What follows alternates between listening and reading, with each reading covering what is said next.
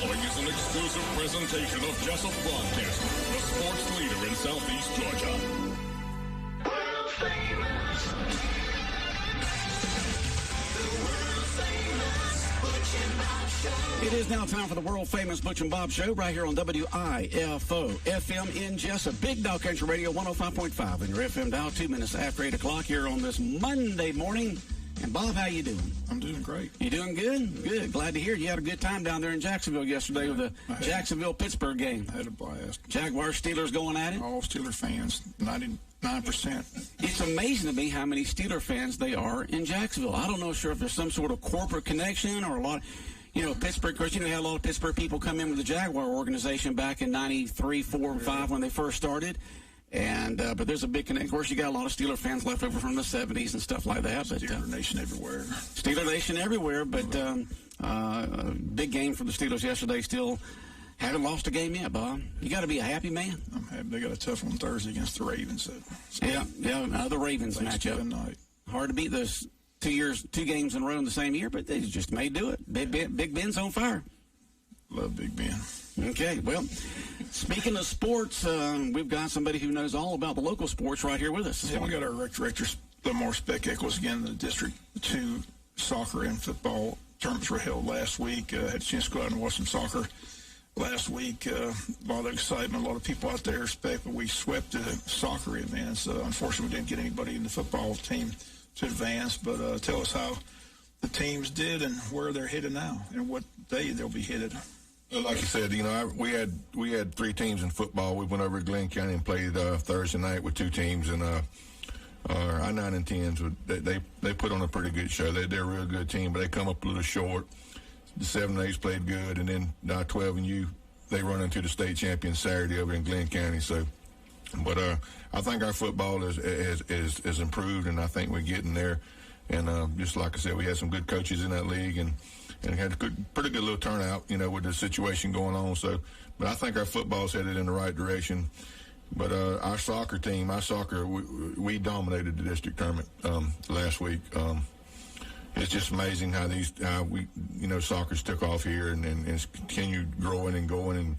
And like I say, I think they're getting better and better every time they go out and play. But it's just amazing to watch these young kids play and dominate how they do in the district. So we're looking forward to seeing if we can go to state and bring home 3 more state titles. Like I said, 3 of the 4 teams are defending state champions. So I imagine we got a target on our back, and everybody's going to be looking at us to knock us off. But we look forward to going to state. State is next Friday and Saturday, December 4th and 5th.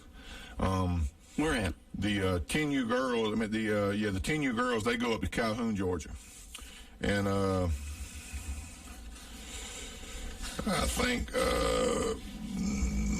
they got a bye, so they'll play the winner between Calhoun and District 7 runner-up. So they play at 10 o'clock next Saturday on up in Calhoun. That's the U10 girls? Okay. Yes, sir. The U12 boys, they play District 3. They haven't come out with who the teams are, but we play a District 3 on Friday night at 6:15, the U12s do. And where is that still? This is in Thomasville. Thomasville, so going across the state. And then the 10U co-ed, they also play District 3. They play Saturday at 10:15. And then our 8U co-ed team, they in Thomasville also. They'll play the host city, Thomasville. So they win 1 game, they in the state championship. There's number 4 teams in that bracket there. So, like I said, looks like we got a pretty good bracket. We got a good draw. We got 1 team with a bye. So hopefully we can bring home some more state titles in our soccer to add to them signs on the fence out there. So it's not this Saturday, but it's the following Next Saturday. Yeah, it's the week after Thanksgiving. The week after Thanksgiving. So get Thanksgiving week off. You got this whole week off, and I think it's the following 4th Saturday. and 5th. Yes. Okay, 4th and 5th is when state playoff will be in soccer. Right, the 4th and 5th of December. So, okay. But like I said, we ready to go. We got our. You like me, Spec. You're up there getting that paper and putting it up close to your eye. Yeah, it's like me with this computer screen trying to read birthdays. I have to get way up here close. I left my glasses in the truck, so I had to get up there real close. So, but yeah, it's rough getting old. Yes, sir. Getting old's not for whims, I can tell you that. You got that right. But like I said, hopefully we can go up there and continue playing good with our soccer teams. And like I said, they have done a great job so far in this district. I know Bob was out there one night watching these kids play. Like I said, we had good crowds out there. You said the one team hasn't even given up a goal yet. The 12U's in district hasn't gave up a goal yet. They they're former state champs. They're the current state champs from last year. Yep, that's exactly right. So they haven't gave up a goal in district yet. They ain't nobody scored on them yet. So they've the U10s has put up some. You go, Max Boykin. Yeah, I think Max is one of the goaltenders for George Breed. But he's Spider-Man back there, isn't he? The U10 has put up some impressive scores also. They like I said, they defend the state champions also, and so is the U8s. But like I said, all three teams is on a roll. They put up some good numbers in district and breeze right through district. So all these teams are co-ed. Most of them's co-ed. Like I said, we got a few girls on one. Like I said, this Glenn County girl that played in that game I saw, man, she was the best player on the. Probably is. We like I said, we got a few girls on our team that can hold their own with the boys. But like I said, the only reason that there's more girls this year in the co-ed is because there's no girls tournaments. There's only girls tournament made was 10U. 12U got canceled. The 8U got canceled. So that's why you're seeing a lot of girls on these soccer teams that was coming in with co-ed because of the girls tournaments being canceled because of the COVID. You're a lot familiar with the rules than I am. I was just curious, when you got co-ed teams, is there any rules on how many kids get? Not no more. Used to back when we started, I was over in McIntosh. Got to play things like that. So you had to have the same amount of girls on the field as you did boys. Now all you got to do is I don't even think you even have to have a girl on the team. I just don't know why they just don't go back and call it boys and girls. But like I said, a lot of the girls tournaments don't make, so I reckon that's why they keep it co-ed, where you can have one on the team. But like I said, I think I don't think we got. I know we don't have one for 10U, but we got girls on the team for 8U and 12U. So because 10U we do have a girls team. So, but hopefully all this will pass and like I said, it's not a very big district tournament. You ain't got very many state tournament, but hopefully this stuff will pass. And so many teams aren't playing. The district was kind of limited too with the team. It was. Like I said, you didn't have Coffee County out there, you didn't have Camden out there, and you didn't have Liberty, and they usually bring 6 or 7 teams by themselves. So, but hopefully this stuff will pass and we get back to a little bit of normalcy and get these teams back over and get playing. But at least they are having a state, so that's a good thing right now. So we headed that way, and like I said, all of us don't have to head up north. Like I said, I know only one team has to go up to Dalton, to Calhoun. The rest of us can be right in Thomasville. So how far drives that? I think Thomasville's about 3 hours, isn't it? About 3 hours, about 30, 45 minutes other side of Valdosta, I think. So yeah, the Rose City over there. Rose City. So we had trouble trying to find motel rooms over there. The lady wouldn't call us back, so we actually going to have to stay in Valdosta for these kids right here. So the lady wouldn't call us back with some reservations, but it was hard to try to find 15 rooms at one motel. So I think they got a big wedding going over there, and these other teams just trying to stay there too. So it was hard to try to book all these kids at one room. So a big wedding going on with all this COVID stuff. That's what they said. Wow. The lady at the motel said they had a big wedding. So I don't know what kind of wedding or where they going at or what they doing, but that's what she told us. They tell them that's against the CDC guidelines. It might be. So, but we're gonna roll with it. Like I said, I think some of them guys is a little happy we stayed in Valdosta because they said there's more eating places over there. So maybe you got the interstate going through there. That's right. Yeah. I think we're right there by the interstate right there. So hopefully we'll do good. Good luck to all our coaches and players, and like I said, hopefully we'll bring them. Also might be playing a football game that Friday night. You might be able to have some entertainment. How about that? So. Well, good. We wish the district winners good luck in the state playoff this coming, not this weekend, but the following weekend.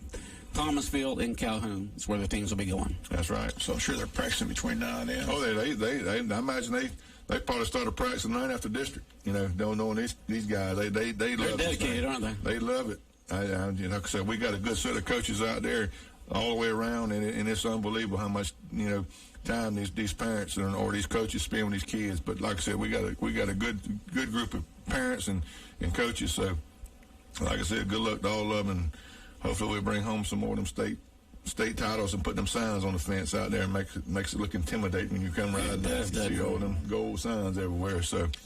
And I just saw where you extended the basketball registration deadline. Is that correct? Yes, we've extended the basketball registration. Like I said last time I was on here, we're going to try to probably pick teams a couple of days before Christmas. And but like I said, I think we're going to just not even have a deadline because of what's going on. Because right now we don't even know if we're going to be able to play basketball. But we shooting for it. When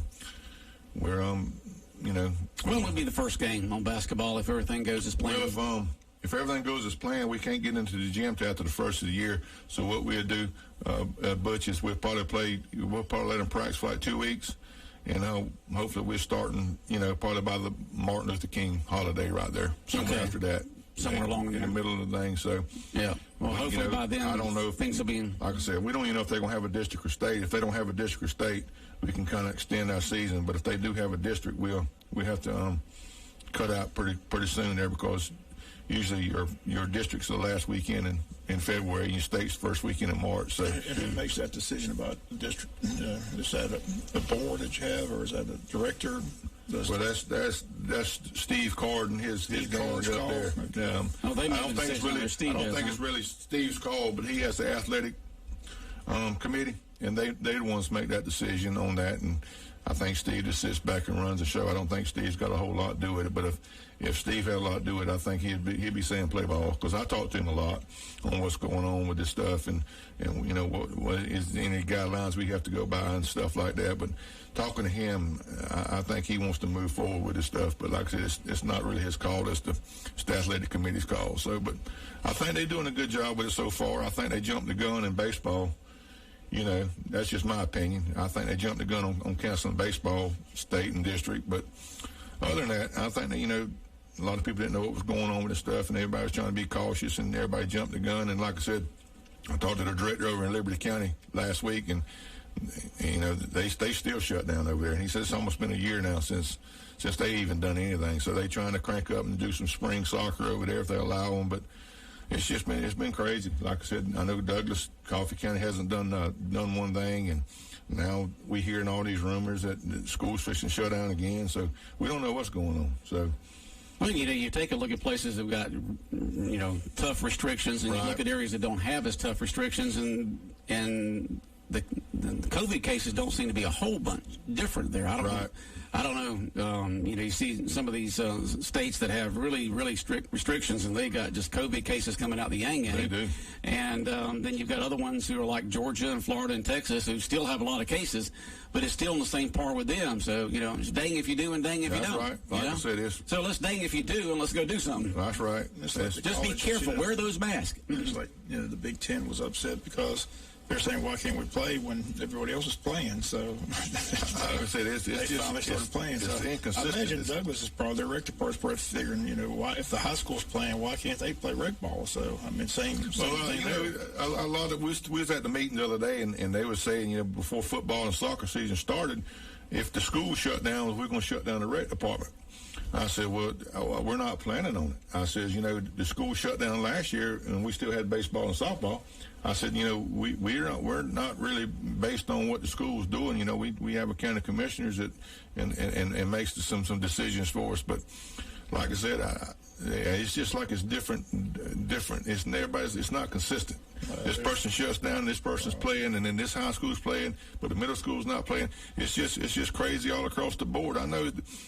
The main thing is the safety of these kids, and that's what we strive on, is the safety of these kids and these parents out there, and we try to do the best we can. But they call me all the time on ideas. How you doing this? How you doing that? We rolling with it. Until they tell us we can't go, we're gonna go. You just can't turn down society. People have got to continue to do stuff. You just got to be careful. Wear those masks. That's right. Do the social distancing. If you just do the things that are recommended, we won't be mandated to do anything. But back in March last year when they shut everything down, these kids was bottled up for a few months, and we finally opened our season up in June, playing baseball, and man, these parents was thanking us to get the kids out of the house, and thank you for giving us something to do and not canceling the season. But it like I said, it went good. But like I said, we had a lot of parents that's telling us thank you to get these kids out of the house and give them something to do. So. Right. I hate to see it. I don't know if it's going to happen again, but I sure hope it don't happen again. But well, luckily you got vaccines that are fixing to hit the market in the next couple of months, and if they can start hitting the market in mass in January, come March, things should be a lot better. As I say, it's a fluid situation. It's a fluid situation. Fluid situation. It is what it is, and this too shall pass. This too shall pass. Huh? But we wish the rec teams the best. And I said, I remember you came in here, as you mentioned, everybody else was shutting everything down, and you said, we're going to go ahead and play, and the commissioners gave you the go ahead and do it. And as you mentioned, the baseball and softball season went pretty well. Big crowds out there. Everybody did what they were asked to do, and so, you took a leap of faith, and it paid dividends, and everybody was happy. Same thing here with the district soccer. The crowds were tremendous out there. Yeah. So, everybody seems to be doing what they've been asked to do, so they just seem to be playing. We really having no problems with it. Like I said, it was all new to us when we started baseball. We was trying to, do the best we could, and we was trying to get ideas, but a lot of people didn't know, how it was going to go. We didn't know from day to day. I told Mr. Jeffers that when we started this thing, if we think this thing was going to go sideways or didn't go as good as we thought, we'd shut it down. But luckily, man, the coaches and the parents and our staff and everybody was on the same page, and we stuck with our plan, and it worked. And like I said, we continued with it with football. And like I said, in football, we kind of shuffled the numbers around because we played 7-on-7 out there. We didn't play 11-on-11 until we got to district. But we only put like 10 kids on the team, and we shuffled it around and did the best we could for what I think was best for the rec department at the time. But so far it's worked. So we're going to keep our fingers crossed and keep continuing what we're doing, and hopefully basketball season will work out too as soon as the school releases these gyms. So this Liberty and Douglas just jealous. Do they call you up? Yeah, they call up all the time and just ask me how everything's going. But like I said, they shut them down. They call and asking me how we do this and how we do that. So they're writing down some of our ideas. Coffee County, Willis Crockett's a good friend of mine. I talk to him about it every day. And Steve Carr's calling and asking me how things is going. And like I said, we really can't ask for nothing better. I wish there was more teams and stuff involved in it, but right now we're going to put what we got and move forward and keep going until they tell us we can't go. So sounds good. Again, tell us again. We got 4 teams in state. We got 4 teams in state soccer. It gets underway a week, not this weekend, but next weekend, December 4th and 5th. 1 team going to Calhoun and 3 going to Thomasville. And what team's going to Calhoun? Calhoun is the 10U girls. Okay. They got a bye, right? They got a bye, so they go sit back and watch. State, so they haven't really played anything. They ain't really played nothing, so they ain't had a district, so they go straight to state. But the rest of these guys, like I said, the districts, they just got their numbers. So we really don't know who we play. I know that District 3 over there, that's Valdosta, Colquitt County area over that way. So I don't know who will be coming in there, but I know they got, Thomasville is one of the teams we'll be playing. But other than that, they got a few of them named, but Jefferson's in, Thomasville's in, Bremen's in. Other than that, we don't really know who all the other teams are besides the host teams, Calhoun and Thomasville. And as far as basketball registration, what kind of age group are you looking for? And is it boys and girls or just? Yeah, we're doing boys and girls. We go 17 and under all the way down to the 4-year-olds. So it's but our 4 and 5-year-old, it's a co-ed league. But we try to separate the girls if we can. If we can't, we'll mix them and we'll do a co-ed league. We'll probably have to do a co-ed league this year with the girls because of the pandemic going on, and a lot of them. Can they register online? Or they can register online. They can come in person. They can call on the phone. But just get in and register if you're interested in playing basketball. But like I said, we're going to try everything we can to play basketball. We don't want to shut nothing down. So we want to try to play and. Y'all come sign up. You still got plenty of time. Like I said, we're probably not going to pick teams until a couple of days before Christmas. So you got all of December to come sign up. I don't see us putting a a stop date on it or last day of registration day, because like I said, we're going to let them come in as usual. Like I said, we just got through with football, so now these kids get them a time to come by and sign up, and then soccer should be over with next week, so if any of them kids want to sign, so we probably ain't going to put no limit date on it. We're just going to go with the flow. Like I said, we don't know what's going to happen, so we'll probably do registrations up to the night we pick teams. Right? You know, that's good with us, you know, so. All right, sounds good. I said it's always good to see you. Wish you and your family happy Thanksgiving. Y'all too. Well, thank y'all too. Was Cullen excited meeting Vince Dooley there or not? Yeah, they didn't know he was, man. I told him. Where was Vince? He was. We went over and ate. My daughter came home from school a couple weeks ago, so we went over and ate on the island over there at Mullet Bay. Oh, okay. We were sitting on the porch out there, and Vince Dooley and Lauren Smith was sitting there. Oh, okay. I recognized him. I could see him over there, and I said, "That's Vince Dooley over there." And they thought, "Who is Vince Dooley?" I said, "Lord have mercy." Mercy. And I said, "You know, it's a younger generation. Yeah, younger generation. Oh. They're supposed to be diehard Georgia fans and sitting with us. Who's Vince Dooley?" You gotta be kidding. I said, "Man, he's the coach from the '80s and all that." So we talked to the wife. She said, "Oh, yeah, he comes in all the time." She said, "Well, you know," so I went over and talked to him, asked him, "Can he get a picture of my son?" He said, "Yeah, sure." And he asked us where we were from. We said, "Wayne County." He said, "Run, Lindsay, run." But, we talked to him for a while. It was pretty fun, but my kids ain't have a clue who he was. That is amazing. It It's is. a good picture. They sent me the picture. Yeah, I said, but it was unreal. Then You can tell your son he's got his picture taken with a legend. Yeah, that's what I'm telling you. The legend. Yeah, that man there has, I'm telling you, he's the man. Yes, sir. Well, Extra 20-something years there. If it ain't current, them kids don't know nothing about it. But who was Vince Dooley? Tell them to Google it. Google it. Google it. Tell them something they know how to do. Google it. There you go. There you go. That's right. So, Beck, I always appreciate you coming in. Like I said, always a pleasure seeing you. We wish these teams the best of luck. Like I said, it's nice that the kids are having some activity. That's right. A lot of parents are happy to get them out of the house and go see them play. So, like I said, we're going to go over and have a good time with these kids.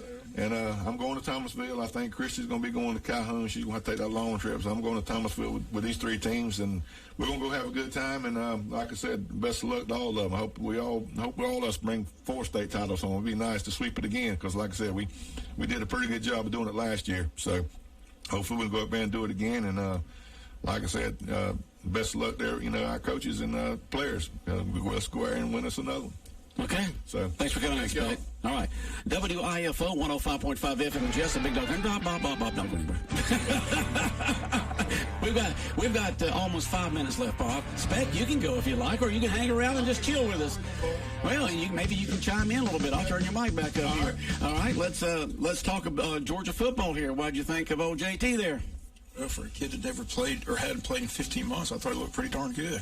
400 yards passing? I don't know what happened to the running game. We couldn't run to the lick. So what happened to defense? I mean, you expect. I mean, we got Coach Kirby there, the defense coach. Well, we lost a lot of players on defense, and I'm telling you, Richard LeCoun's still the quarterback of that defense, and him not being there ever since he's left, you can just tell it's just falling off. Just a little chaos out there, but you got a defensive coach, you got defensive. You're supposed to have a lot of depth, so but we can't. What do you mean a lot of depth? Well, last 4 years, we've had one of the top recruiting classes. That's what I'm saying. You got a lot of depth, so you just understand why it's not as solid as it should be. Oh, okay. I see what you're saying. What you agree with? But I still say Richard LeCoun has a lot to do with it not being there.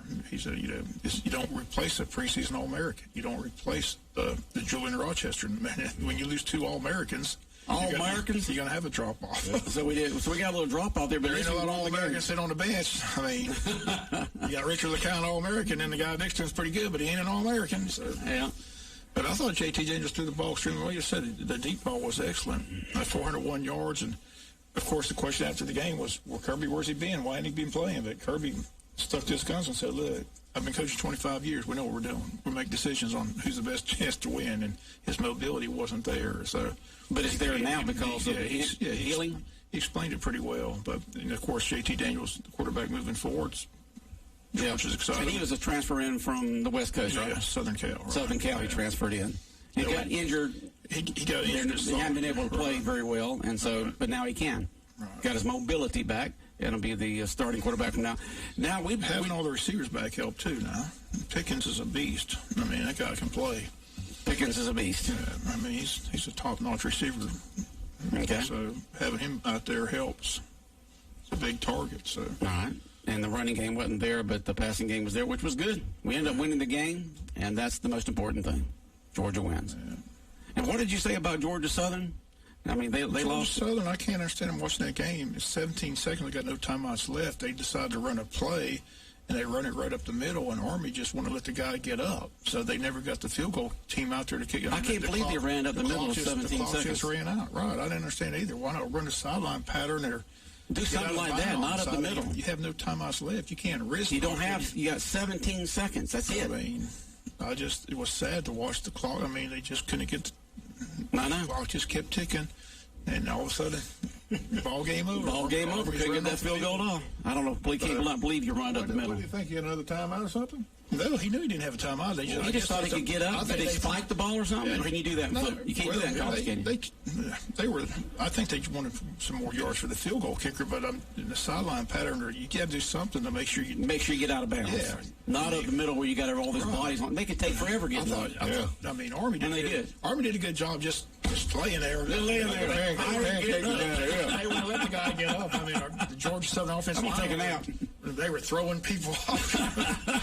But it was kind of just crazy. I cannot believe they ran in the middle with 17 seconds. So all kinds of stuff could happen. They never got a chance to kick the game-winning field goal. So, Southern did good against Army. Army was predicted to win that game by a lot more than that. So it was good to see that Georgia Southern play good. But they would have liked to got the win. They'd like to got the win. Yeah. But they didn't give them a chance. Like I said, the clock just ran out. Well, Georgia plays. Is it still South Carolina this weekend? South Carolina. That's weird playing South Carolina in November, not in September. Really weird. That's not a coach, did it? South Carolina still has some players. Everybody's opting out of South Carolina. Plus the coaches, they're done to. Down to nothing, huh? They got beat by Missouri. That's where coaches go to die, right? Georgia, South Carolina. I didn't mean that. I did not mean that. I'm just kidding. Yeah, but South Carolina looking for that coach, and they basically had two successful coaches in their history: Lou Holtz and Steve Spurrier. That's about it. Yeah. Well, when I moved to Aiken, South Carolina in 1980, they had Coach Carlin then, and he did pretty decent during those early years in the 80s. Coach Carlin did, but not long term. Right now, South Carolina just has a hard time recruiting. They do. That's what they were saying. They have a hard time recruiting. Dabo Swinney's got to control the state, and then the ones that don't, Georgia's in there, and Auburn. I mean, it's just hard for South Carolina to get top recruits to go to their school. It's like Lou Holtz said when he became coach of South Carolina. He says, I couldn't get on the ark because I don't have two of anything. That's right. But no, I was kidding, South Carolina. Just kidding, because y'all know y'all beaten Georgia many times through the years. I was just kidding.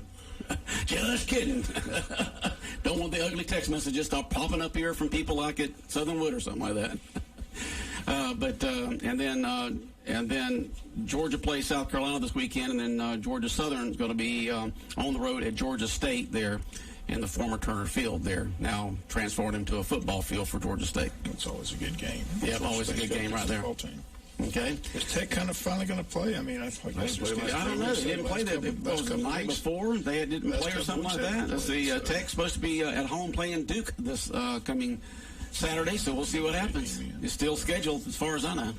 Unfortunately, this past week, the only one game I know was canceled. That was the Florida State-Clemson game, and Dabo Swinney's crushing Florida State, saying that they pretty much used COVID's excuse to cancel that game. Yeah. There's a lot of accusations being flown by Dabo Swinney. No accusations being thrown. I mean, he's upset because Trevor Lawrence, he's trying to win a Heisman Trophy. It's hard to win a Heisman Trophy when you're not playing. Right. Yeah. So, yeah. Any other things that kind of you enjoyed about the college weekend? Games or anything? Just glad Georgia won. They were a 24.5-point favorite, so I'm happy about that. But at least they did win. At least they did win. A W's a W, huh? You didn't go back and look at the scores. You just look at the W and L's. Right, Speck? That's right. That's all that counts is the win. The win law, that win column. Right now they're saying Kyle Trask is leading the Heisman candidacy. So Justin Fields threw a couple interceptions. Didn't look very good against Indiana. And like I said, Trevor Lawrence can't get on the field. So the Florida quarterback, Kyle Trask, still having a great season. He's still having a great season. Yeah, they did good. His numbers compared to Joe Burrow's last year at this time, so they think he's the front runner right now for that Heisman Trophy candidate. Is he a junior or senior? What is he? I think he's a senior. Good, I hope so. There's a lot of good quarterbacks going to the draft this year. So. That's what they're saying. This is a great college draft year, just like last couple of years have been. Begging the Jets to win a game. Well, y'all please win a game. If they win a game, Jacksonville has that number one. Does the Jaguars and Jets play? I don't think they do. That'd be good if they did. 50 fumbles in the game, 25 interceptions. But the Jets just... No, the Jaguars played next against at home against Cleveland. So you get to go back down there again, Bob, if you want to. Cleveland on the is this weekend? It's the 29th. Yeah, so it's Saturday. I don't want to watch the Mistake by the Lake. The Mistake by the Lake? No, at Minnesota, at home against Tennessee, at Baltimore, and then they finish out the season. Jacksonville does home against Chicago. I hate to see Joe Burrow get hurt. That's terrible stuff. For years. I hate to see anybody get hurt like that. It's a violent sport. Yep. Sorry. Tore that ACL out for the season. Be back next year. Big Ben hadn't been sacked in 3 games. That's what I pray that, like I say, because I see what happened to Drew Brees. I mean, 11 ribs cracked. Yeah, that's crazy. Man, that's got to hurt. I've had 1 or 2 cracked through the years, and that's a painful thing, Specs. Have you ever had any crack? No, sir. It's a violent game. Yes. Yeah, I did that run into a pine tree when I was in my 20s, playing flag football in the front yard. The pine tree won. It didn't budge an inch. It moved it. It's a big old pine tree. Yes, sir. And so tell us Wayne County Yellow Jackets' next move. Head to Jones County. This Friday night? Friday night. First round Friday night. State playoffs begin. So Jones County is just east of Macon, y'all. It'll be interesting how it all plays out. As Beck mentioned, you got COVID all across the state of Georgia. Georgia High School Association already said the brackets are set. If you can't play on Friday night, it's a forfeit. It's a forfeit. You're right. Okay. But the question by Joe was a good question. What happens if both teams in the bracket have COVID? What's Georgia High School Association going to do then? Forfeit everybody. What do you do? That's what I'm saying. Who advances to the team that wins in the other game? You can't forfeit 2 teams out of the bracket. Well, I don't know what you do there. Flip a coin. Yeah. Just make sure those athletes stay as safe as possible this week.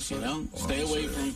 Yeah, and they're all worried. I mean, the CDC officials are all worried about these family Thanksgiving get-togethers. You got folks out there that said, "Dadgum, the government ain't gonna tell me what to do. I'm getting together with my family."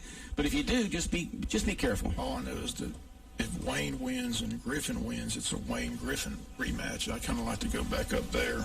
We won that game. I'd like to and then we would have beat the turkey out of Carrollton like Griffin did. We would have won the state championship. See if that same obnoxious PA announcer's up there. Yeah, people ask me all the time, so how do you know Anthony Jordan was in there for a touchdown? Everybody, they called it a fumble. I said, look, that PA announcer was the most obnoxious PA announcer in the history of the world, and he was a homer from day one. And after that play, he turned the microphone off and looked at me and Joe and said, "Y'all just got robbed." I said, "No joke." And WTOC showed that play over again That's what he said. Night. You know that, Bob? On the screen about Griffin this, Griffin this, and we see that play, and Anthony Jordan's in the end zone for a touchdown, and they slap it away. They call it a fumble, and we're going crazy. He'd already passed it. And then the guy, like I said, he turns the microphone off so nobody can hear him. He looks at me, because we're standing right by him, he says, "Y'all just got robbed." And he was, yeah. And when you got somebody who's polite as he is, Griffin. That's how I know we got robbed. And WTOC showed the play on their sportscast that night, and it showed the fact that we did break the plane. And Griffin ended up winning and going and playing Carrollton that year and beat the turkey out of them. And we would have done the same thing. We would have had another state championship if that play would have been called correct. And they beat them by throwing the ball. And guess who threw the ball better than anybody? Malik Jackson and Henry Sanders. Because that was the best quarterback-receiver combination that I've seen in a long, long time. Malik and who? Kendrick Sanders. Kendrick Sanders still holds records to say that playoff run he had 11 touchdowns, and 8 of the 11 were 50 yards or more. Yeah, we had 4 top 2 recruits that year. Malik the Freak was a freak. That was a great team, but again, I still have nightmares about that game. Oh, Bob, you got to get over it. I can, because go to therapy or something. That was our state championship. That was another state championship there, because we would have beat the turkey out of Carrollton like Griffin did. Next game, to have that game robbed, stolen from us. It was stolen. Stolen, right there on video. The funniest story about that night. You ever want to hear the funny story? Yeah, let's hear the funniest story, Bob. We're in a storytelling mood this morning. Go ahead. You know Richard Deere? Yeah, I know Richard. Richard Deere's got a nice dog. He takes the dog everywhere. He takes the dog everywhere, huh? So him and his friends were gathered up to go to the game, and he had the dog with him. Oh, he did? And he said, they all told him, said, why are you taking your dog, Richard? He's not going to be able to get in the game. He said, don't worry about it. I'll get him in the game. He must be a small dog. No, it was a big old Big dog, oh. So Richard gets out of the car when they get to Griffin, puts on his sunglasses and his cane, walks up there with the dog, and they say, go on in, sir. So the dog watched the game. Worked like a charm. Still one of So Richard and his dog watched the game. Walked right in there. Had the sunglasses and the cane. Well, bless this pea-picking heart. As Brian, see him. One of the funniest stories ever. That is a funny story right there, Bob. They're driving all the way to Griffin. What are you doing with the dog? The dog's not. Don't worry He had about one it. of the orange harnesses on him and everything for the show and all that. Oh, I just know. They said he didn't even get questioned. They just walked him right on in. Yes, sir. You don't question No that. problem. How about that? Classic story. But apparently he must have trained his dog a little bit to be able to It's walk a in great front of him dog. like The that. dog used to show up all the time at the touchdown club where he used to help with the hot dog. The dog was a great dog. Uh-huh. Real well trained, but That's funny. they're making their trip going to Griffin. They're going, why are you taking the dog to Griffin? He's not going to. What are you going to do with the dog? Oh, boy. Can't stay in the car the whole game. Don't worry about him. It's going to be fine. Sheesh.